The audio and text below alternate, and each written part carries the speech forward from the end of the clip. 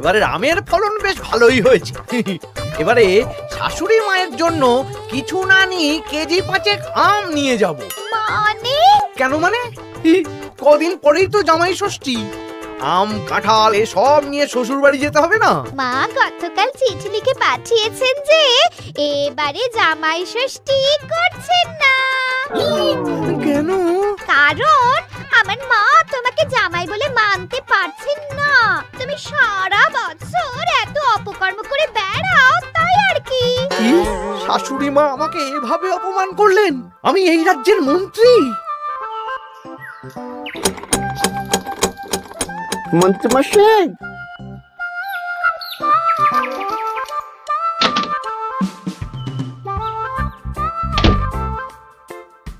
মন্ত্রীমশাই, কানাঘুষে খবর পেলাম গোপাল এবার ওর জামাইকে গলদা চিংড়ি ইলিশ মাছ দুটোই খাবে।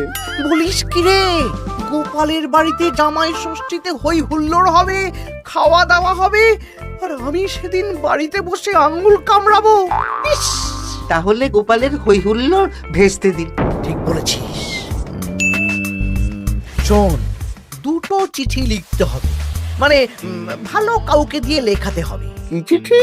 একটা চিঠি লেখা হবে গোপালের জামাইকে, আর আরেকটা চিঠি লেখা হবে গোপালকে।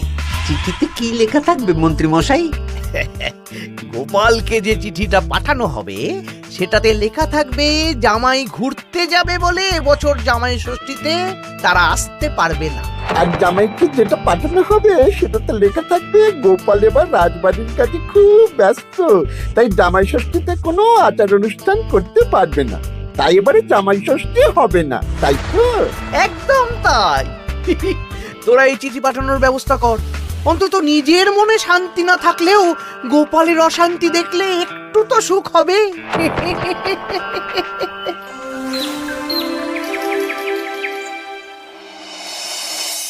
আমরা জামাই ষষ্ঠীতে আসতে পারবো না বলে কার চিঠি পড়ছো গো?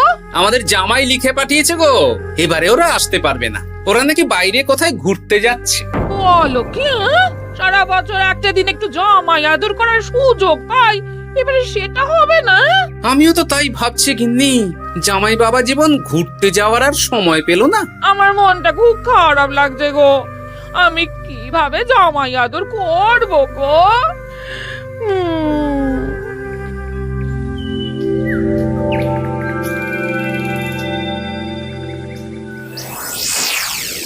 জামাই বাবার জীবন, এই বছর আমি রাজসভার কাজে খুব ব্যস্ত থাকবো, তাই এবারে জামাই ষষ্ঠী পালন করতে পারবো না। তোমাকে আর মিনুকে পরে একদিন খাইয়ে দেব। আমার আশীর্বাদ নিও, ভালো থেকো। ইতি তোমার বাবা শ্বশুর গোপাল।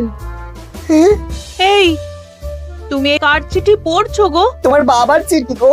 কি লিখেছে গো চিঠিতে? এবারে জামাই ষষ্ঠী হবে না, আমার খাওয়াও হবে না। হ্যাঁ নয় হ্যাঁ, দূর দূর, ভাল লাগে না।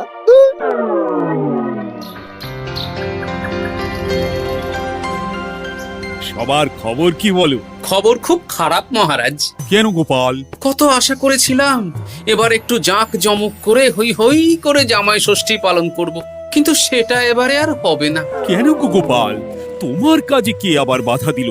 জামাইকে ডাকো, খাওয়াও, সেদিন রাজসভা ছুটি থাকবে, কোনো চিন্তা নেই। যদি জামাই না আসে তাহলে জামাই ষষ্ঠী কি করে হবে মহারাজ? হ্যাঁ, জামাই ছাড়া জামাই ষষ্ঠী? না না না, তা কি করে হবে? আমি বিয়েই করিনি, তাই আমার এই জামাই ষষ্ঠী সপ্তমী কিছুই নেই। আমার শ্বশুর বাড়ি এত দূরে মহারাজ যে কি বলবো। আমি এবারে যাব না। ওই শ্বশুর বাড়ি যাওয়া আর যুদ্ধ করতে যাওয়া আমার কাছে একই ব্যাপার। ও, তা মন্ত্রী, তোমার কি খবর? আমি এখনো কিচ্ছু ভাবিনি। জামাই ষষ্ঠী এখন কদিন দেরি আছে তো, তাই আর কি। বেশ বেশ, ঠিক আছে। আমারও ছুটি চাই মহারাজ। বেশ বেশ, শুধু তোমার কেন, জামাই ষষ্ঠী উপলক্ষে রাজসভার সবার জামাই ষষ্ঠীর আগের দিন থেকে জামাই ষষ্ঠীর পরের দিন পর্যন্ত ছুটি থাকবে। এ খুশি তো? খুব খুশি।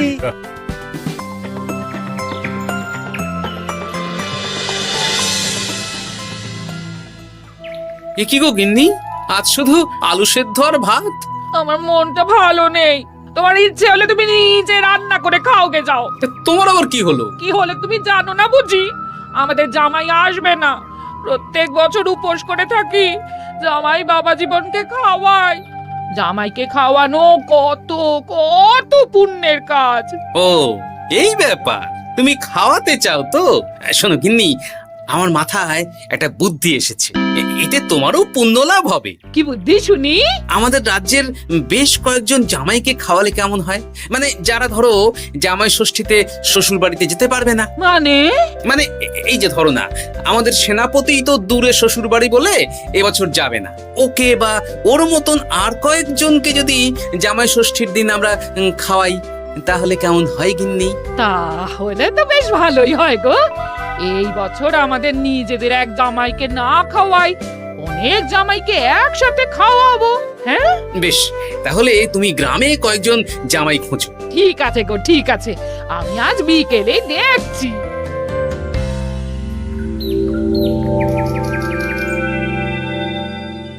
কি গোপাল, আজ তোমায় বেশ খুশি খুশি দেখাচ্ছে।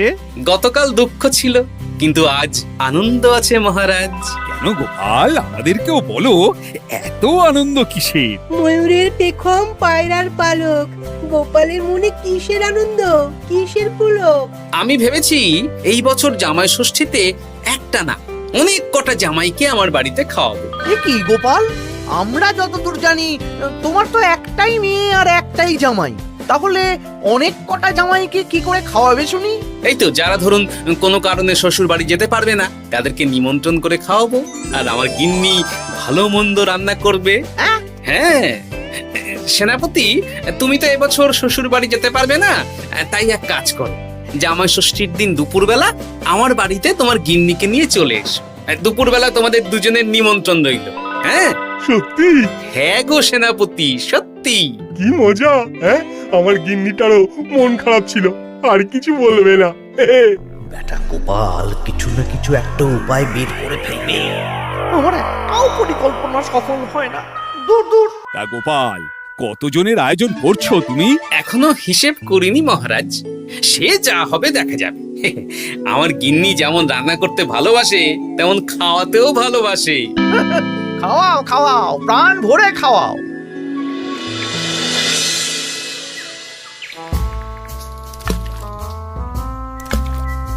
আমার প্রত্যেকটা পরিকল্পনাতে গোপাল এইভাবেই জল ঢেলে গেল চিরকাল। কি আর করবেন, ছেড়ে দিন। ও আপনার চিরশত্রু, চিরশত্রুই থাকবে। না না না না না, ছাড়া যাবে না। তোরা বুঝতে পারছিস না, এইভাবে গোপাল গণজামাই ভোজন করিয়ে কত মান সম্মান বাড়িয়ে নেবে। হ্যাঁ, আপনার কূটবুদ্ধি আর গোপালের শ্রীবৃদ্ধি হবে। একদম বাজে কথা বলবি না। মাঝে মাঝে বুঝতেই পারি না তোরা কার দলে। একেবারে আপনার দলে। আমাদের উপরে খাপ্পা হবেন না, আমরা গোপালকেই ধাপ্পা দেব। বেশ বেশ, শোন তাহলে, গোপাল যখন এত লোকজনকে খাওয়াবে, তখন নিশ্চয়ই বাজার দোকান ভালোই করবে।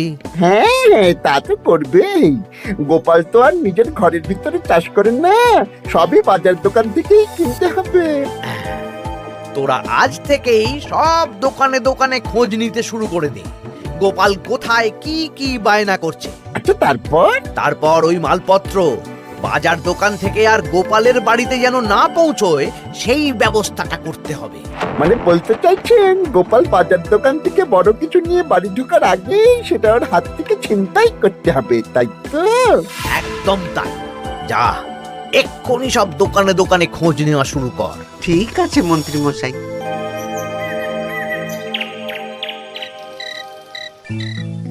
কাকু, আমাকে 5টা ডিম দেবেন তো? দিচ্ছি, এই নগেন, একটু অপেক্ষা করতে হবে। আরে আমি একটা কথা জিজ্ঞাসা করতে এসেছি। কি কথা?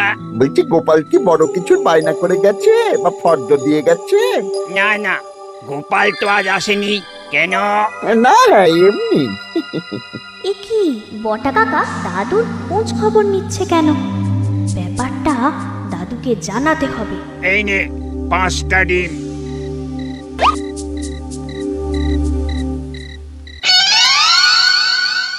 বাসমতি চাল 5 কিলো, মুগ ডাল 3 কিলো। একটু পায়েসও তো বানাবো। গোবিন্দভোগ চালটা লিখেছো তো? এই তো লিখছি। হ্যাঁ, গোবিন্দভোগ চাল 2 কিলো। দাদু দাদু, তোমরা কি বাড়িতে কোনো অনুষ্ঠান করছো? হ্যাঁ, তা তোকে কে বললো রে? পুটির বাবা মাও তো আসবে গো জামাই ভোজনে। ও বাড়িতেই হয়তো জেনেছে। বাড়িতে না, মুদি কাকার দোকানে। বটা কাকা একটু আগে মুদি কাকাকে জিজ্ঞেস করছিল গোপাল দাদু কোনো বায়না করেছে নাকি। বটা জিজ্ঞেস করছিল? আমি যতদূর জানি বটা তো অবিবাহিত। তাহলে জামাই ষষ্ঠীর ভোজের ব্যাপারে ওরা তো কিসের চিন্তা? হ্যাঁ, তাই তো, গ্রাম থেকে তো পুটির মা, বাবা আর ভোলার বউ আসবে বলেছে। ওদিকে সেনাপতি। তাহলে এই পুটি, বলো দাদু। ওই বটা তো আমাদের মন্ত্রী মশাইয়ের ডান হাত। তুই আর তোর বন্ধুরা মিলে ওদের উপর একটু নজর রাখতো। কোনো সন্দেহজনক কিছু জানতে পারলেই আমাকে বলবি। আচ্ছা দাদু, আমি এই ডিমগুলো বাড়িতে রেখেই বেরিয়ে পড়ছি। কিন্তু খুব সাবধানে, ব্যাপারটা খুব গোপনে। আচ্ছা। আমার আয়োজন নিয়ে এত কৌতূহল কিসের?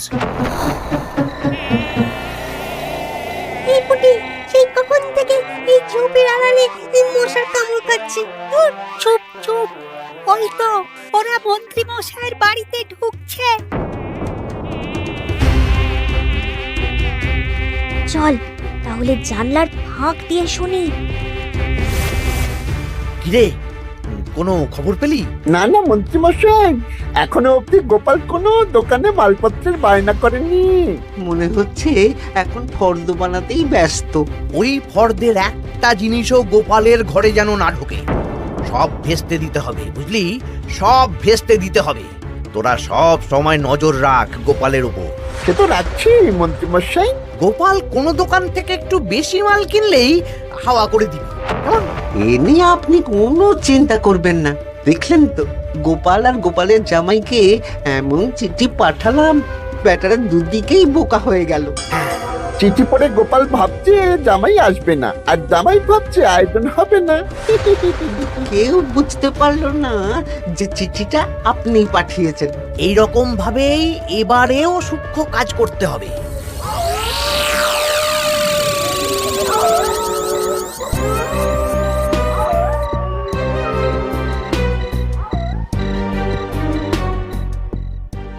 দাদু দাদু, খবর পেয়েছি। কি খবর রে? খবর মানে একেবারে গরম খবর। আরে কি শুনলি সেটা বলবি তো। বটা কাকা আর ঘটা কাকা এখনো অব্দি গোপাল কোনো দোকানে মালপত্রের বায়না করেনি। গোপাল কোনো দোকান থেকে একটু বেশি মাল কিনলেই হাওয়া করে দিবি। দেখলেন তো, গোপাল আর গোপালের জামাইকে এমন চিঠি পাঠালাম, ব্যাটারা দুদিকেই বোকা হয়ে গেল। ও আচ্ছা, এই ব্যাপার। তার মানে মন্ত্রী মশাই আমাকে টুপি পরিয়েছেন। সাবাস বাচ্চারা, সাবাস। তাহলে আমাদের এবার দাদু খাওয়াবে তো? নিশ্চয়ই। জামাই ষষ্ঠীর দিন তোরা সবাই আমাদের বাড়িতে দুপুরবেলা খাবি। আর কিছু কাজ করতে হবে, বুঝলি? কি কাজ? বলো দাদু, বলো। আমি যে বড় ফর্দ বানিয়েছি সেটা অনুযায়ী একসাথে আনা যাবে না, অল্প অল্প করে তোরা নিয়ে আসবি। আমিও আনবো। বুঝে গেছি দাদু, তাহলে কেউ সন্দেহই করতে পারবে না। একদম তাই। এবার দেখি কাউকে একটা পাঠিয়ে জামাইকে নিয়ে আসতে হবে। হয়তো জামাই আমাকে ভুল বুঝেছে।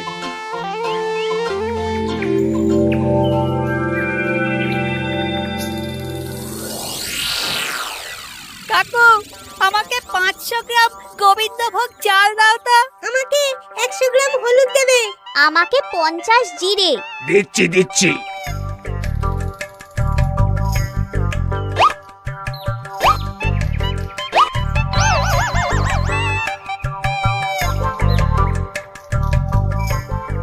আরে ওই তো গোপাল। ভাইয়া, আমাকে 200 গ্রাম সর্ষের তেল দাও তো। দিচ্ছি গোপাল দাদা, দিচ্ছি।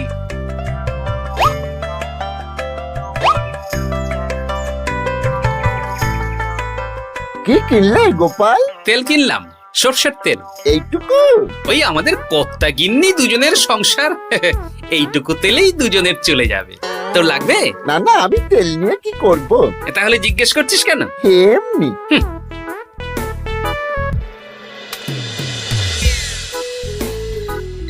গোপাল এখনো কোনো দোকানে বায়না করলো না? না না, শুধু একবার 200 গ্রাম সর্ষের তেল কিনলো আর বিকেলে 250 গ্রাম গোবিন্দভোগ চাল। যাব বাবা, এই জামাই ষষ্ঠী তো চলে এলো, তাহলে কেনাকাটা কবে করবি? সেটাই তো বুঝতে পারছি না। আমি তো বাজারের দিকে নজর রাখছিলাম, দেখি গোপাল মাত্র 1 কেজি আলু আর 500 গ্রাম পেঁয়াজ নিয়ে বাড়ি চলে গেল। এই তো মহা মুশকিল হলো। আহা, তোরা 2-3 দিন পর একবার গোপালের বাড়িতে নজর দিস তো। ঠিক আছে।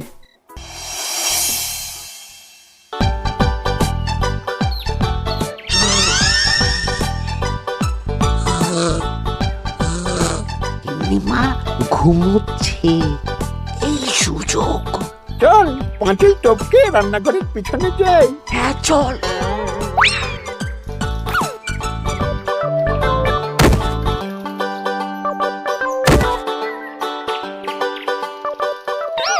ঘটা, গোপালের রান্নাঘরে দেখ, এ তো ভরপুর জিনিস, ফল, মুদিখানা, কাঁচা সবজি সব ঝুড়ি ঝুড়ি। তাই তো, চল চল চল। বলিস কি, গোপাল এত জিনিস কি করে আনলো? সেটাই তো বুঝতে পারছি না। এ কি আমার ওপর দিয়ে বেরিয়ে গেল? শোন, মাছ মাংস আর দই মিষ্টি তো দিনের দিন কিনতেই হবে, ওগুলো যেন গোপালের বাড়িতে না পৌঁছায়। ওটা আমরা দেখে নিচ্ছি। একদম বিড়ালের মতন ওত পেতে বসে থাকবো, সুযোগ পেলেই ছো মারবো। বিড়াল না, বাঘ হতে হবে।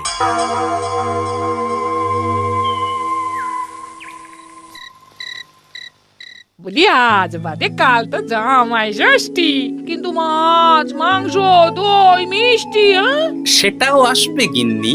তার জন্য সুরক্ষার বন্দোবস্ত করেছি সেনাপতি আর 2 জন প্রহরীকে দিয়ে।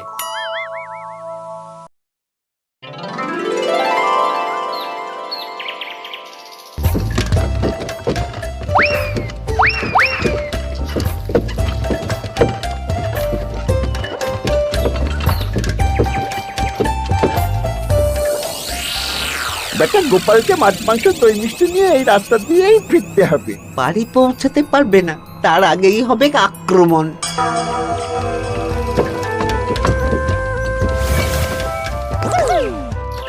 এই গাড়ি থামাও, গাড়ি থামাও।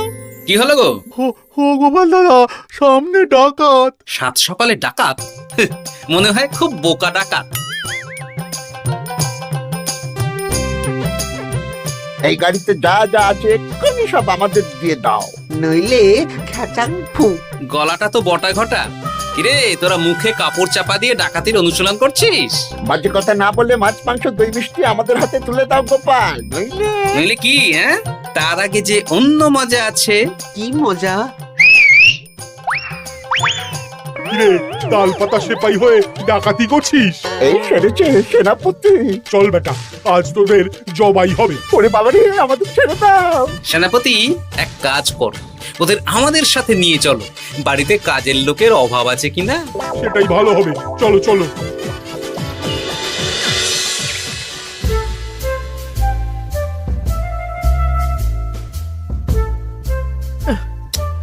ওহ, কি এত বেলা হয়ে গেল, এখনো বেটারা এলো না। যাই তো একবার গোপালের বাড়িতে ঢু মেরে দেখি। উফ, এ কোথায় যে গেল বটা ঘটা? বাবা বাবা, খাওয়া দাওয়া কখন শুরু হবে? এই তো জামাই বাবা জীবন, মাংসটা হয়ে গেছে, বটা মাছ ধুতে গেছে, ও এলেই মাছ ভেজে সর্ষে ইলিশ বানানো হবে। উফ, আমার যা তর্স হয়েছে না। এ বাবা, এ তো বিশাল আয়োজন। এ কি ঘটা কাঁঠাল ছাড়াচ্ছে? এই এই ঘটা, তুই এখানে কি করছিস? আরে মন্ত্রী মশাই যে, আসুন আসুন আসুন, দেখুন বিনে পয়সায় একটা আম কাঁঠাল ছাড়ানোর লোক রেখেছি। মানেটা কি? গোপাল দাদা, সব মাছ ধোয়া হয়ে গেছে, এবার আমি কি করব? এ কি বটা মাছ ধুচ্ছে? হ্যাঁ, এবার সর্ষে বাটবে। আপনার সব পরিকল্পনা বানচাল হয়ে গেছে মন্ত্রী মশাই। এই সেরেছে। তার মানে গোপাল সব জেনে গেছে। পালিয়ে যাবেন কোথায়? আমাকে ছেড়ে দাও। বটা ঘটা বলেছে যে আপনি নাকি শ্বশুর বাড়ি থেকে নিমন্ত্রণ পাননি, সেই দুঃখে এই কুকর্ম করতে চেয়েছিলেন। হ্যাঁ গোপাল, হ্যাঁ, এই দুঃখ কাকে বোঝাবো গোপাল? তাই আজ এই খুশির দিনে আপনিও আমার বাড়িতে জামাই ভোজ খাবেন। সত্যি? 100% সত্যি।